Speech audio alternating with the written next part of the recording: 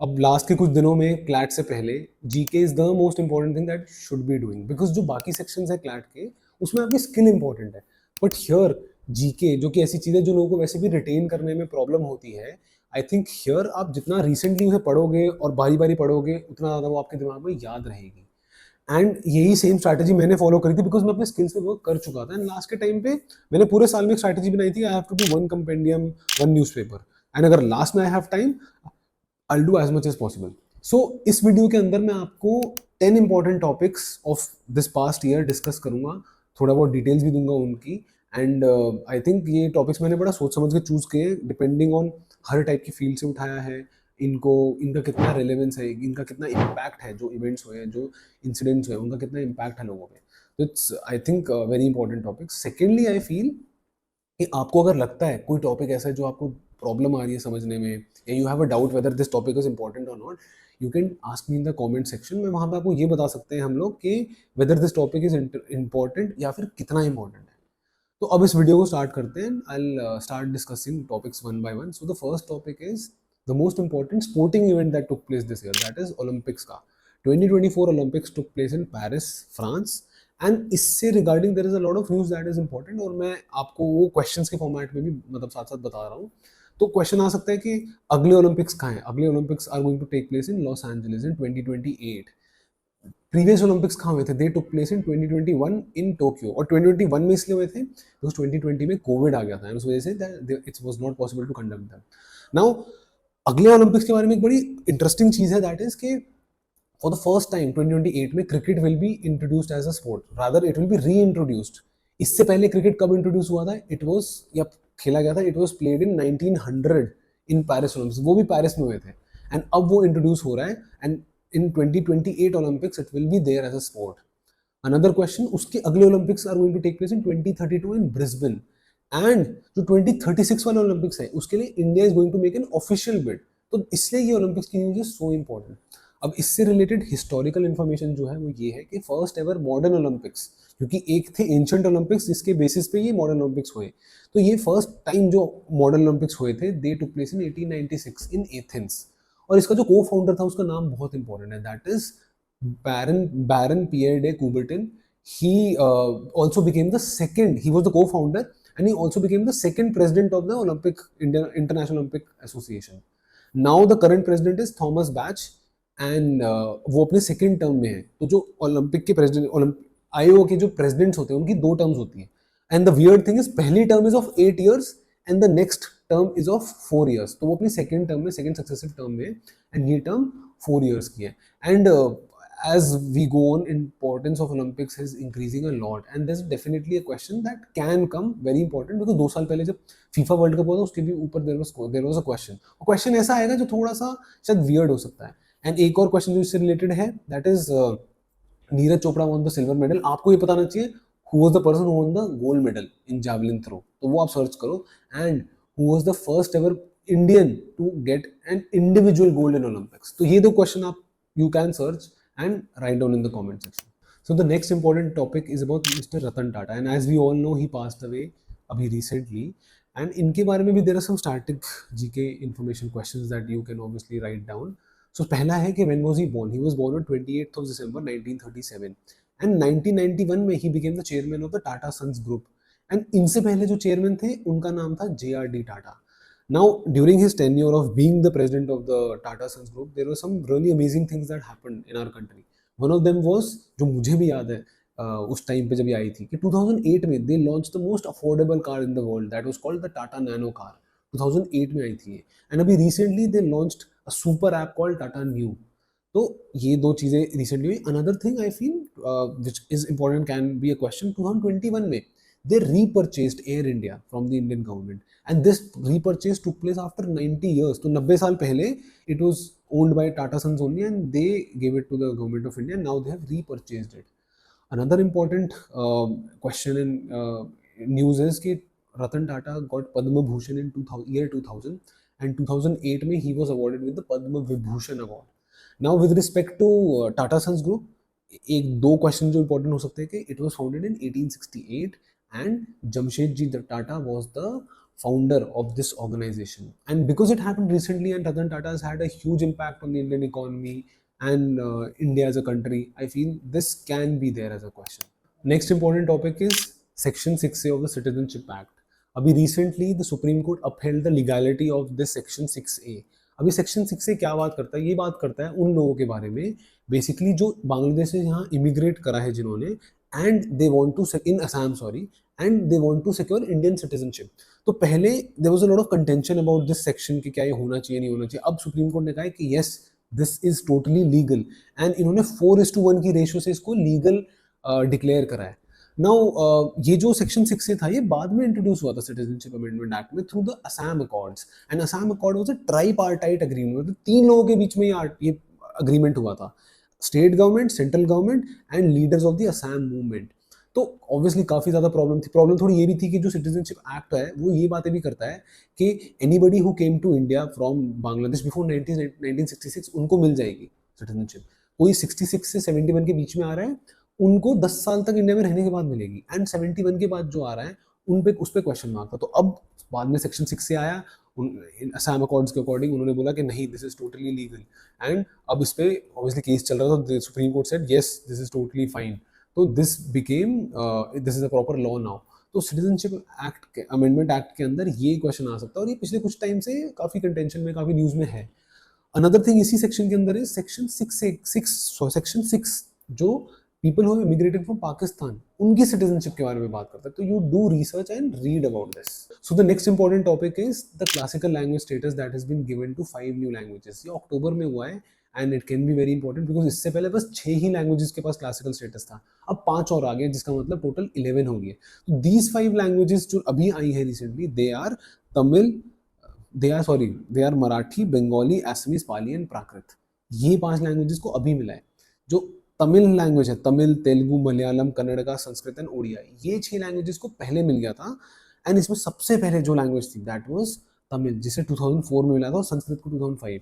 तो यार देखो ये ऐसे याद करना on top of your head can be difficult. आपको ये पता होना चाहिए अच्छा ये है ताकि क्वेश्चन में अगर ये आए तो आप उसको आंसर कर दो आराम से. ठीक है. तो अब ये जो हमारी एंशिएंट लैंग्वेजेस है they are like very important. जैसे संस्कृत की अगर मैं बात करूँ it is called the language of the gods because हमारे वेदास और इन सब में इन्हीं पुरानी लैंग्वेजेस में बात करेंगे and they are like of extreme importance. तो अब ये जो क्लासिकल लैंग्वेज स्टेटस का जो क्राइटेरिया होता है this was revise first time in 2005 and then again in 2024. और ये कौन करता है? ये लिंग्विस्टिक एक्सपर्ट्स अकेडमी इसको इस क्राइटेरिया को डिसाइड करती है अंडर द साहित्य अकेडमी. तो वेरी इंपॉर्टेंट बिकॉज बहुत रिसेंटली अक्टूबर में ये चीज़ हुई है एंड आपको इसके रिगार्डिंग में अगर मैं आपको बोलूँ कुछ सर्च करना है you basically have to search कि आर्टिकल 344 क्या बात करता है, 8th शेड्यूल क्या बात करता है, आर्टिकल 350 क्या बात करता है. बिकॉज आप सर्च करना खुद से, इसमें से एक बात करता है popularising the use of Hindi as a language. तो इस पूरे टॉपिक में यही क्वेश्चंस हैं, they can come and they can be very important. So the next topic is COP16 Convention to Biological Diversity. So this is not COP29, वो climate change पे होता है, ये बायोलॉजिकल डाइवर्सिटी पे है and this took place in Cali Colombia. अब इसके ऊपर जो क्वेश्चंस बन सकते हैं उसके बारे में बात करते हैं. अगर कोलंबिया में हुआ है तो कोलंबिया की कैपिटल आपको पता होना चाहिए दैट इज बोगोटा एंड इसका president is Gustavo petro. Now इस कॉप के अंदर, इस कॉन्फ्रेंस ऑफ पार्टीज के अंदर they basically discussed the Kunming Montreal global diversity framework. That basically इन्होंने कुछ गोल सेट करे थे पिछले COP15 में बायोडाइवर्सिटी वाले में एंड दे डिसाइडेड कि ये सर्टन गोल्स है जो हमें अचीव करने और इस वाले में इन्होंने बोला कि हम उनको एवेलुएट करेंगे. और ये जो कुनमिंग मॉन्ट्रियल प्रोटोकॉल है ये basically Kunming is a city in China and this is similar to the Paris agreement of climate change. Now इसका जो अगला होना है COP that is COP17 that is going to take place in Armenia in 2026 and एक और COP होने वाला है which is very important that is COP16 of CCD convention on combating desertification that is going to take place in Riyadh Saudi Arabia and उसमें 196 countries will be there and European Union will be there. तो ये सारे questions इसके ऊपर बन जाते हैं and COP29 के बारे में पढ़ सकते हो. It is going to take place in Baku Azerbaijan and उसके जो फीचर्स और है पर वो भी थोड़ी देर बाद होगा. क्लैट के पेपर के आने के जस्ट पास होगा तो वो आना थोड़ा मुश्किल है बट ये अभी हुआ है. बायोलॉजिकल डाइवर्सिटी वाला इज वेरी इंपॉर्टेंट तो do get this done. Next important topic is ISRO's Venus mission And since the success of Chandrayaan last year, this is another topic that's very important, and इसके ऊपर कुछ static GK that I'm going to talk about, and some important current news also. So this mission is going to be launched, जो potentially they are thinking this is going to be launched on 29th of March 2028, and 112 दिन की journey होगी, 112 days. तो 19 July 2028 को it will supposed to land on Venus. Now इसी के अंदर this is also part of India space vision 2047, जिसके अंदर हम लोग BAS लॉन्च करेंगे, भारतीय अंतरिक्ष station, just like international space station, and this is suppose to be done by 2035, and 2040 तक the target is to make Indian astronauts land on moon. तो बहुत इंपॉर्टेंट स्पेस विजन है ये. इसी से रिलेटेड और जो न्यूज़ है दैट इज कि जो पहला एवर अटेम्प्ट किया गया था that was done by USSR, and it was done by the spaceship called Tyaz Heli Sputnik. It was a failed attempt. USA ने भी एक और attempt किया पहला, उनका attempt था it was called Mariner 1. तो दोनों फेल हो गए थे. पर जो फर्स्ट एवर सक्सेसफुल अटेम्प्ट था वीनस पे दैट वाज Mariner 2 का, and this was done in 1967, sorry 1962. and जो USSR का फर्स्ट एवर सक्सेसफुल अटेम्प्ट था that was done by Werner 2, and it was done in 1967. Werner 4 sorry, 1967. Now इसके ऊपर जो और इम्पोर्टेंट न्यूज़ आती है, आप ऐसे ले सकते हो कि India is the fourth country, अगर सक्सेसफुल हो जाती है India will be the fourth successful country after USA, USSR and Japan. Now आपको ये पता होना चाहिए, अगर मैं क्वेश्चन पूछूँ आपको पता होना चाहिए फर्स्ट स्पेसशिप जो भेजी थी स्पेस में उसका क्या नाम था, फर्स्ट पर्सन जो स्पेस में गया था उसका क्या नाम था, फर्स्ट वुमेन इन स्पेस उसका नाम पता होना चाहिए. देन इसरो रिलेटेड, जैसे ISRO related some information is important कि अभी चेयरमैन है उसका नाम है S Somanath, and headquarters are in Bangalore, and इसका नाम पहले वाज इनकोस्पार, 1969 में इट बिकेम इसरो. एंड पिछले कुछ टाइम से this is one of the most important topics. ISRO last year भी आया था, इस साल आ सकता है बिकॉज वे Venus mission is important. So the next important topic is about BRICS. BRICS, as you know, is comprising of 5 countries: Brazil, Russia, India, China, South Africa. And ये जो ऑर्गेनाइजेशन है, वैसे it's not an official organisation, ये ध्यान रखना आप लोग. ये बेसिकली वो कंट्रीज हैं जो काफ़ी ज़्यादा प्रो US जो कंट्रीज है उनके अगेंस्ट में थोड़ी सी खड़ी है, एंड दे वांट थोड़े से रेगुलेशंस अराउंड द वर्ल्ड कि ये दे वांट बेसिकली इनके हाथ में भी थोड़ी पावर आए. तो अभी इसके रिगार्डिंग क्या हुआ है मेजर न्यूज़ दैट इज कि 1 जनवरी 2024 को 4 new countries have joined BRICS, that is Ethiopia, Egypt, UAE and Iran. अब इसमें 2 और कंट्रीज थी जिनको इनविटेशन भेजा गया था, Argentina and Saudi Arabia. Argentina clearly declined because they obviously want to have close ties with USA, and Saudi Arabia is still thinking about it. तो बहुत ज़्यादा न्यूज़ में चल रहा है, and it's important for sure. Now इसी का एक बहुत मेजर इसी के अंडर इनका एक न्यू डेवलपमेंट बैंक है which is called the BRICS bank, and that is similar to IMF. And why this bank is important? Because इनके जो इंटरेस्ट रेट्स हैं that are very much comfortable with respect to the world bank, जो कि dollar में देते हैं सब कुछ IMF के कंपैरिजन में. नाउ जो NDB है उसके रिगार्डिंग आपको क्वेश्चन में ये पता होना चाहिए कि NDB की जो चेयरमैन है that is Dilma Rousseff, and NDB came into force in 2014, but इसका जो पैक्ट था वो 2014 में साइन हो गया था, 2015 में it came into force. And I feel question आ सकता है इसमें से क्योंकि इंपॉर्टेंट ऑर्गेनाइजेशन है, India is a major part of this organisation, and 4 new members have been added. आपको ये भी पढ़ना है कब बना था, पहले इसका नाम ब्रिक था, ब्रिक से ये ब्रिक्स बन गया, तो ये भी आप सर्च करके रखो.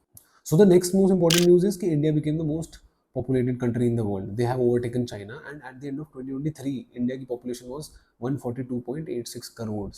Now इसमें question जो बन सकता है वो ये बन सकता है कि what are the top 5 countries with the maximum ज़्यादा population. तो उसमें सबसे आगे इंडिया, फिर चाइना, फिर US, then Indonesia, then Pakistan. अब इंडिया की जो population है उसके अंदर जो एज ग्रुप है 10 to 24 वाला एज ग्रुप वो सबसे ज़्यादा है, that is like across the world, that is 24% of the जनता in India is in that age group, and 15 to 64 वाली category में that is 68%. Now that gives a very strong claim for India for UNSC seat because United Nations Security Council में there are 5 permanent members. तो ये एक India को एक अच्छा claim देता है कि हम सबसे ज़्यादा मतलब लोग हैं हमारे देश में, and we should get a permanent seat over there.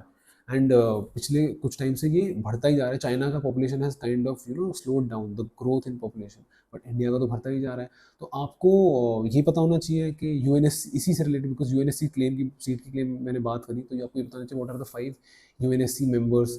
They are Russia, China, USA, UK and France. तो बहुत important topic, recently this happened. इसमें और भी अगर कोई क्वेश्चन बन सकते हैं, definitely go and search for it. So the next topic is Nobel prizes. अभी रिसेंटली लोगों को, कई सारे लोगों को नोबेल प्राइजेस मिले, उसके नाम आप देख सकते हो यार, एकदम से मैं भी अगर बोलूँ मेरे को दिमाग से याद नहीं आते, बट इसका एक फिजियोलॉजी वाला वॉज वेरी इंपॉर्टेंट। इसके ऊपर क्वेश्चंस क्या बन सकते हैं, that I can tell you. So सबसे इंपॉर्टेंट क्वेश्चन है कि किसके नाम पे है, they are on the names of a person called Alfred Nobel. And इसकी बड़ी इंटरेस्टिंग स्टोरी है कि he basically invented the dynamite. And जब इसने देखा उसको यूज होते हुए, he was so upset by that कि इसने अपनी विल चेंज करी। एंड उसके उसी के याद में इस बेसिकली प्राइज को दिया जाता है। एंड 1896 में I think he passed away, and 1901 में फर्स्ट एवर नोबेल प्राइज दिया गया था। And this person was so smart, he had 355 patents in his name. Now 1901 में जब दिया गया, उसके बाद ये जो प्राइज है, सारे prizes are given in Stockholm, that is the capital of Sweden. But एक prize, Nobel peace prize, is given in Oslo, that is the capital of Norway. Now इसी के अंदर 1969 में first time they added the economics का Nobel prize.